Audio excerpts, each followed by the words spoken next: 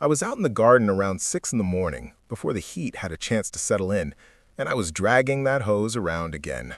The same routine I'd been doing for going on 22 years. Start at the far end, work my way back, watch the water run off and pool in low spots, and then stand there wondering why certain plants still looked beat up by August no matter what I did. I used to think it was the variety. Then I thought it was the soil. Then I blamed the summer itself, like the heat was doing something personal to me. It took standing in someone else's garden to realize the problem wasn't any of those things. The problem was me. Or, more specifically, the way I was watering. Here's what changed everything. A few years back, I was visiting with a farming community about 2 hours east of where I live. Old order, no grid power, no municipal water hookup. They were running vegetables on a scale that would make most backyard growers feel humble about their ambitions. And I noticed something right away. No hoses, no sprinklers, no drip tape. Just rows of plants that looked, honestly, like they were doing better than anything I'd grown with all my modern conveniences. I counted the tomato plants in one section. I stopped at 60 because I didn't want to embarrass myself, and there was barely a stressed leaf among them. Deep green, full, patient-looking if a plant can look patient. I started asking questions, and what I learned over the next couple of visits rewired the way I think about water entirely. Stick around to the end of this because I'm going to share one specific technique from that community that most people have never heard of, and it's the piece that makes the whole system work through the hottest stretch of summer. It's not complicated, but it changes the math on how much water your garden actually needs, and I'd rather you walk away with honest expectations than chase a miracle that doesn't exist. Let's start with the philosophy, because this matters more than the method. The approach these growers were using is rooted in something called deficit irrigation, which sounds technical, but the idea is simple. Plants don't need constant moisture. They need cycles. They need a period of mild stress followed by rehydration. And when that cycle is managed well, it actually makes the plant stronger. The roots go deeper looking for water. The cell walls toughen. The plant becomes more efficient at using whatever moisture it does receive. Modern irrigation, the set-it-and-forget-it kind, tends to keep the top few inches of soil perpetually damp, which trains roots to stay shallow. Shallow roots mean a plant that wilts the moment you miss a day. Deep roots mean a plant that can tolerate a week of dry weather and keep right on producing. The Amish growers I spent time with weren't withholding water to be harsh. They were teaching their plants to survive. The system itself starts with timing, and this is where most home gardeners get it wrong, including me for most of my growing life. I was watering in the morning, which sounds right, and it is partly right, but the execution was off. I was watering the leaves. I was using overhead spray, and that meant the plants were going into the heat of the day with wet foliage, which invites fungal problems, and the water that hit the soil was evaporating before it ever had a chance to reach the root zone. What the community was doing instead was watering directly at the base of each plant, slowly, with no splash. They used clay vessels. I'll come back to that, but the principle works with any method. Water the soil, not the plant. Water deep, not wide, and time it so that the surface can dry before the sun climbs. Now here's the part that surprised me most, and this is what I want you to think about carefully.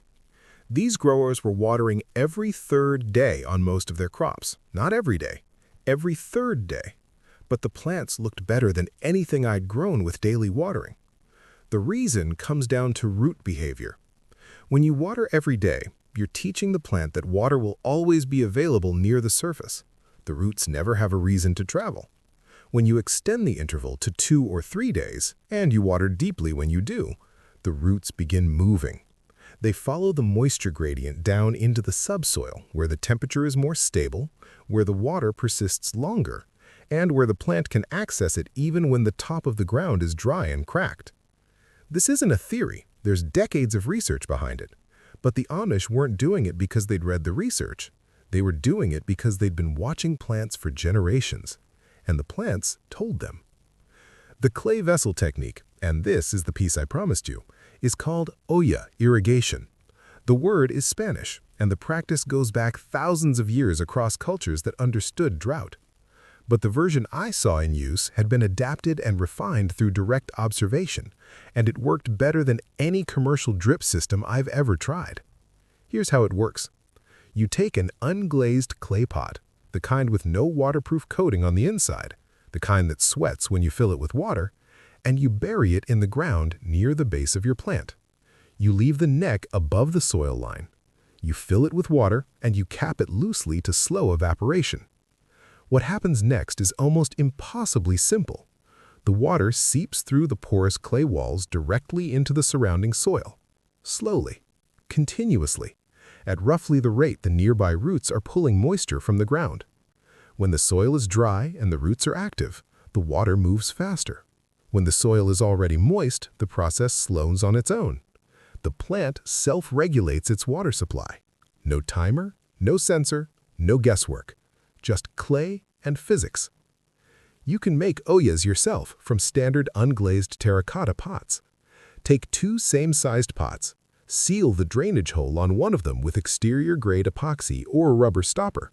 Press the rims together, seal that joint, and you have a buried vessel that will serve a 2-foot radius of planting.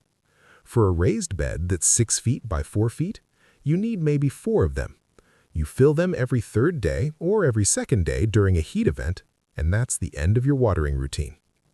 I know that sounds too simple. It felt too simple to me too. But the 3rd summer I used them, I went on a 9-day trip in July and came home to a garden that looked like I'd never left. That doesn't happen with a hose. Let me walk through the mistakes I see most often, because some of you are going to try this and hit a problem that isn't actually a problem with the method, it's a problem with setup. The first mistake is using glazed pots.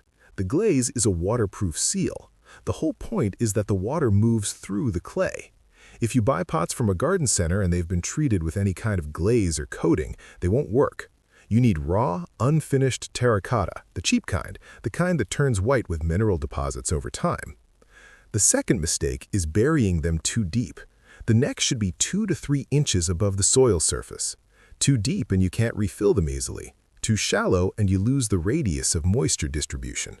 4 to 6 inches of the body should be below ground, and the bottom of the vessel should be close to the depth where your roots will actually travel, which is 8 to 12 inches down for most vegetable crops.